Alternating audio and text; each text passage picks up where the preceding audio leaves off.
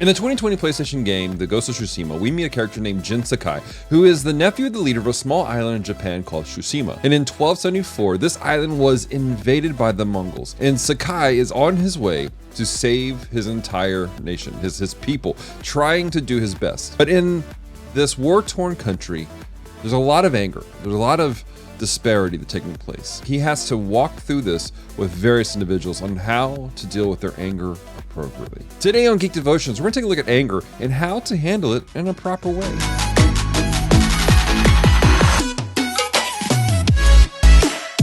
Hello Devoted Geeks and welcome to Geek Devotions, a show from Devoted Geeks who are devoted to letting you know you're loved. I'm Dallas, and I'm so glad you've hit the play button. If you're new to our show, we take geek, pop culture items like movies, video games, comics, and we use them to let people know that they're loved. So if you don't watch past this moment, know this: we love you, we care about you. There is a plan and a purpose for your life. Do not give up. As of late, I've been playing a really cool game called Ghost of Tsushima. It's an older game, came out in 2020, but I've really been enjoying it. A good friend of mine gave it to me, and I'm telling you, I am in love. It hits all of the great markers for me to what makes a great game. You play a character named Jin Sakai, who is trying simply to save his people.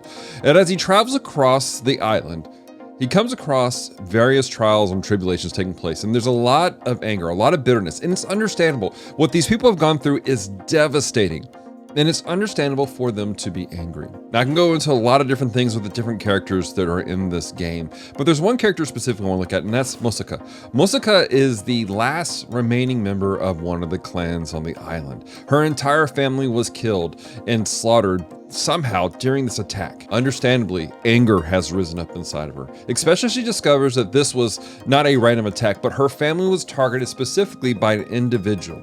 And so she goes on this journey to get revenge and to figure out what happened and who killed her family. And Jin, as you travel along, helps her in different areas. The further you get into the game, though, you realize the anger is beginning to blind her. It's beginning to take over and keep her from thinking logically. At one point, she actually attacks Jin, and they have a full-on duel because she's so angry. At the end of the duel, Jin's able to subdue her, and he says to Masako, "Do not allow anger to overcome us. It blinds us to our friends." And that is the thing. That is the truth about what takes place with anger. It blinds us to the world around us, and we begin to project that anger on people who are simply trying to help, people who are trying to walk us through this. Now, there are those out there who think that anger in any form is a bad thing, that we should never be angry, but that's not the case. In fact, as a Christian, I look to the scriptures, and in Ephesians chapter 4, verse 26, it says this: "Be angry and do not sin. Do not let the sun go down on your anger. Give no opportunity to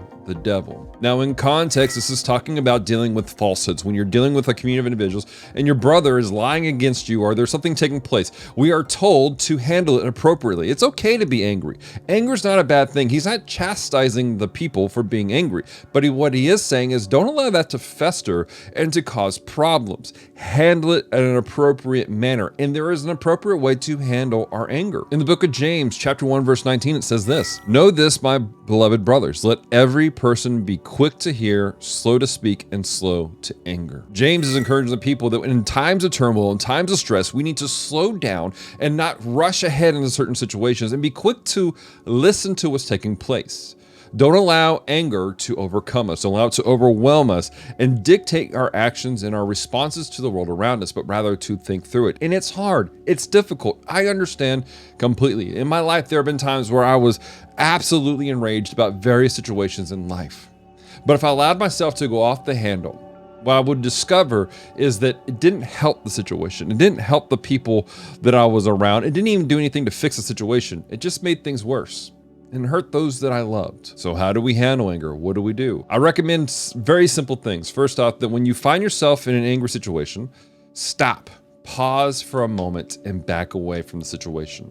Just take a moment to reflect and go back. I also encourage you to lean into Jesus. Lean into God through prayer and through the study of the scriptures. Anger is a real emotion. It's something that flares up, and it can override a lot of things in our lives.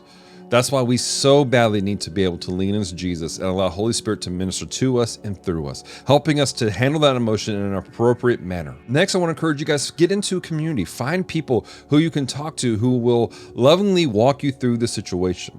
People who can go, look, you're being angry, you're overreacting, or you're responding in a way that's not appropriate. Let's bring this to center. There's some good reasons to be angry, but let's bring this to an appropriate place so we can handle it in a proper manner. The trick here, though, is you have to be willing to do this. You have to be willing to go, I need help. You have to be willing to go, I need to stop in the situation and retreat. I have to stop and I need to go to Jesus in prayer and to the scriptures. I have to stop and allow people to say things that I don't like, that I not want to hear in the moment, so that I can handle this in an appropriate manner. It's difficult, it's hard, but if you're willing to do these things, what you will discover is that you won't be like Masako, who allowed the anger to blind her.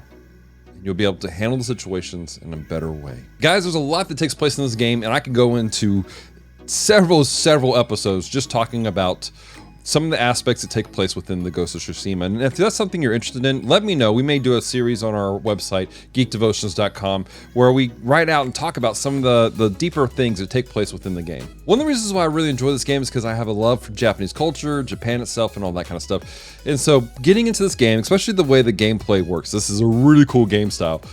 I've been excited about it. It's been really fun. So my question for you guys is simply this.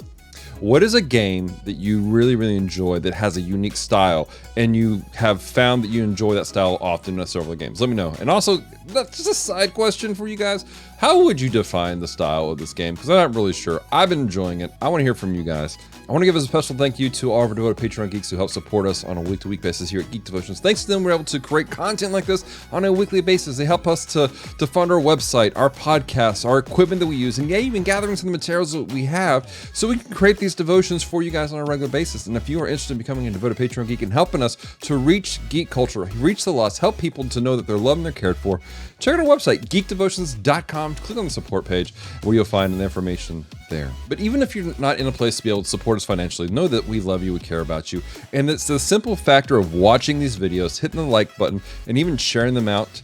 That helps us in tremendous ways.